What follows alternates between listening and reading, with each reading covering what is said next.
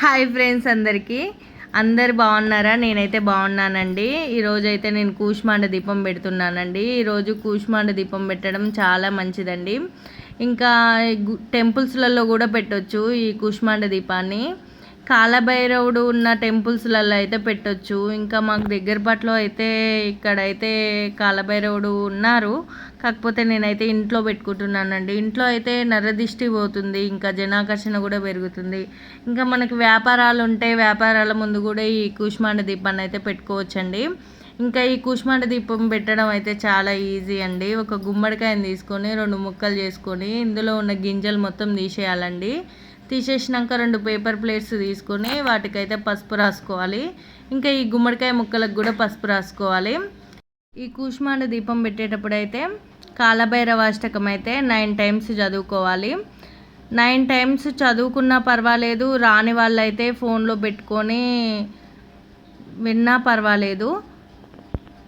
ఈ కూష్మాండ దీపాన్ని ఎప్పుడెప్పుడు పెట్టుకోవాలంటే మనకి నెలలో ఒక అష్టమి వస్తుంది, ఒక అమావాస్య వస్తుంది కదండి. మనం స్టార్ట్ చేసేనేమో అష్టంలోనన్నా స్టార్ట్ చేయాలి, లేకపోతే అమావాస్య రోజన్నా స్టార్ట్ చేయాలి. ఇంకా మనం అష్టంలో చేస్తే మాత్రం ప్రతి అష్టంకి అంటే మనకి ఒక 3 టైమ్స్ కానీ, ఒక 5 టైమ్స్ కానీ, 9 టైమ్స్ కానీ, లేకపోతే 19 టైమ్స్ కానీ అట్లా పెట్టుకోవచ్చు. మన ఓపికను బట్టి ఉంటుంది. పెడితేనేమో అష్టములు పెట్టాలి, లేకపోతే అమావాస్యలు పెట్టాలి. అర్థమైంది అనుకుంటా కదా నేను చెప్పింది అయితే. ఇంకా అలా మనకు మంచి అనిపించిన దాకా కూడా పెట్టుకోవచ్చు. మనం ఏదైనా ఒక సంకల్పం చెప్పుకొని ఆ సంకల్పం నెరవేరిన దాకా కూడా పెట్టుకోవచ్చు. అట్లా కూడా పెట్టుకోవచ్చు. ఇంకా మనకు ఓన్లీ నరదిష్టి, కొంచెం భరించలేని బాధలు ఉన్నాయి అని చెప్పినా కూడా ఇట్లా కూడా పెట్టుకోవచ్చు.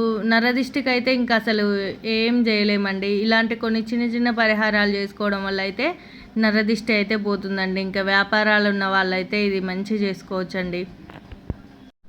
ఇంక ఈ ప్లేట్స్లలో అయితే రాళ్ళ ఉప్పు అండి వేసింది నేనైతే. రాళ్ళ ఉప్పు, ఇంకా అవే నల్లగా కనిపిస్తున్నాయి కదా, అదైతే నల్ల నువ్వులండి. ఇంక ఈ నల్ల నువ్వులు వేసుకొని ఈ గుమ్మడి ముక్కలను అయితే ఈ ఉప్పులో అయితే పెట్టుకోవాలి. పెట్టుకున్న తర్వాత ఇంకా మొత్తం గుమ్మడికాయకైతే నేను బొట్లు పెట్టుకున్నాను.